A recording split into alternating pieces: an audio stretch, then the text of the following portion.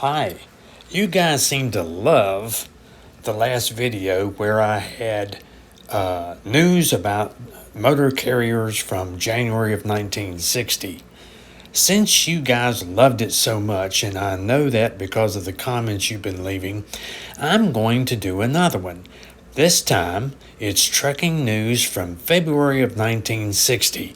1 month later, 1 month sooner to today, and very interesting. And this time there'll be pictures and an explanation about financial dockets. I know you'll want to learn more about that, so stay tuned and watch to the end. Anyway, let's get started with trucking news from February of 1960. The first news article is Bruce Motor Freight spent $512,000 to build a 36-door terminal in Roseville, Minnesota, a suburb of Minneapolis. One feature of it is a built-in dragline, an electronic conveyor system to help loading and unloading of freight, which was popular in the 50s and 60s.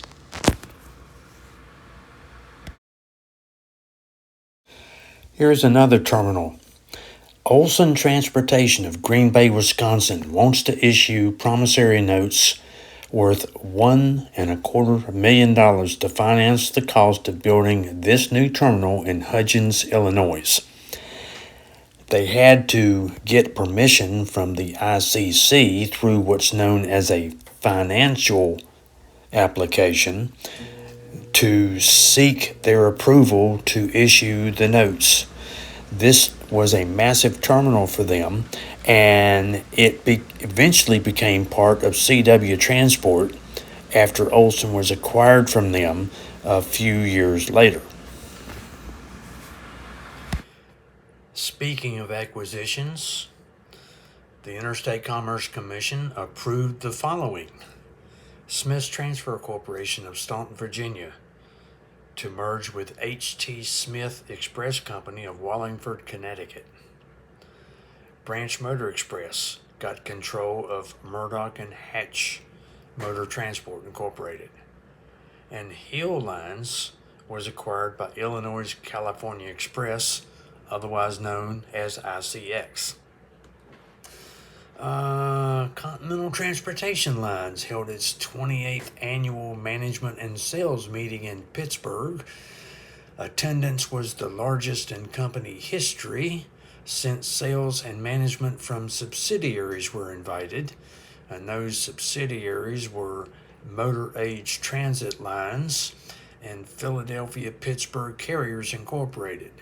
Now, yesterday's video I talked about Motor Age Transit Lines and how they were going to acquire a new large terminal in Buffalo, and I mentioned that they were a subsidiary of Continental Transportation Lines. So I'm bringing you up a little bit up to speed here. Paul A. Keeshan was named treasurer of Keeshan Transport System. He's a son of John L. Keeshan, who was president and founder of the company. Keeshan was at one time one of the biggest motor carriers in the country. Back in the 30s and 40s, the biggest ones were, back in the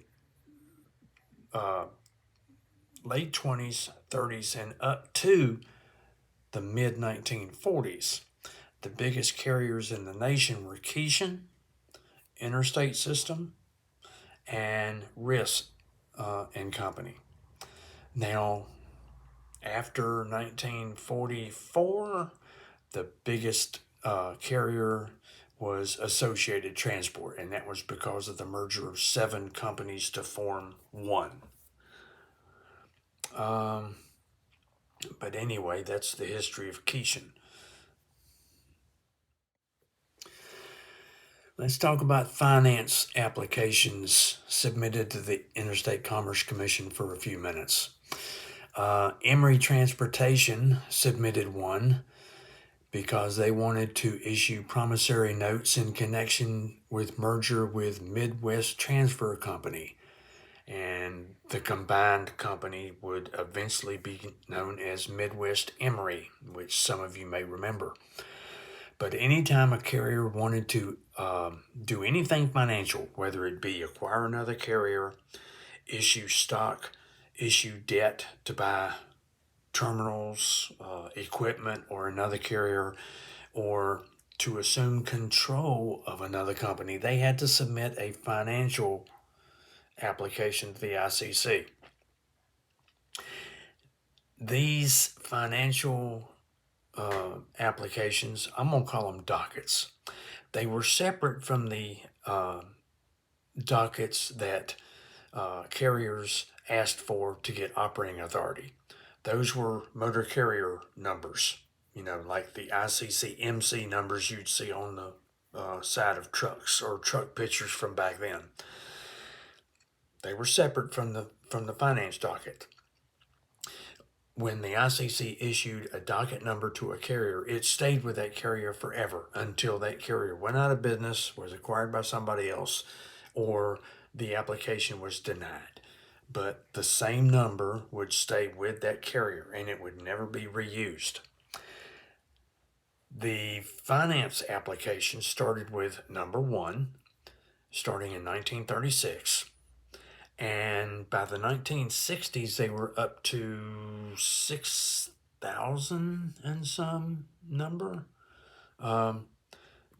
because they started with number 1, and each time a carrier would want to issue stock by another carrier or whatever, a different financial docket number would be issued, not unlike the ICC number. Okay? ICC number, 1 per carrier, and it stayed with them forever. And the financial docket number would be issued each time something happens. So along the way, some carriers could have submitted dozens of financial applications through the years, and it'd all be under a different number. Is that straight? Let me know in the comments if you're confused. Sometimes it does get confusing with all the stuff that went on with the ICC, but that's the way that worked. Speaking of financial dockets, remember that picture I showed you of Olson's terminal from before? Okay, they wanted to ask the ICC permission to issue promissory notes of $1.25 million to build it. So anytime you wanted to do anything financial, you had to seek the ICC's blessing. Okay? They didn't automatically give it. Sometimes they said no, but that's the way it worked. And remember I mentioned H.T. Smith of Wallingford, Connecticut, that became part of Smith's transfer? Here's another carrier out of Wallingford, Connecticut, and this time it's called Bowles Express, Boehle, and that had a certain operating authority that Cooper Jarrett wanted. So Wallingford, Connecticut had a couple of different companies that were prominent that people wanted. Remember yesterday we talked about Red Ball Motor Freight joining forces with Watson Brothers Transportation of LA to coordinate closed-door shipments between Texas and California. Okay, well, apparently they weren't the only ones, because Eastern Express and IML Incorporated wanted to do the same thing. IML, Interstate Motor Lines. Okay, so apparently these carriers were trying to get by with, without having to buy somebody. They joined forces to say, hey, you pick up the stuff here, put it on a trailer, seal it up, take it to our terminal over here, and we'll unload it and deliver it for you. That's how that worked. Brady Motor Freight. Anybody ever heard of those? Of that company? Well, they just completed a $1 million expansion program in early 1960. that included new equipment and terminals. As far as equipment, they purchased 75 new 40-foot road trailers, 16 diesel tractors, and 32 city tractor-trailer units. Now, back then, trailers were only 40 feet long. They weren't the 53-footers that, you see on the highway now. They were only 40 feet. And if you put a 40-footer beside a 53-foot now, it would look like small. But that's what they had back then. New terminals for Brady Motor Freight. One in Indianapolis was built. Larger terminals were moved into in Chicago and Dayton. And in Des Moines, the terminal and maintenance shop was expanded.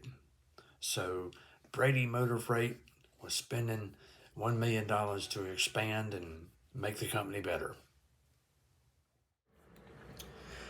Okay, remember just a few minutes ago I was talking about financial dockets and how confusing it may have been. Let me break it down for you. Here's a story about Consolidated Freightways.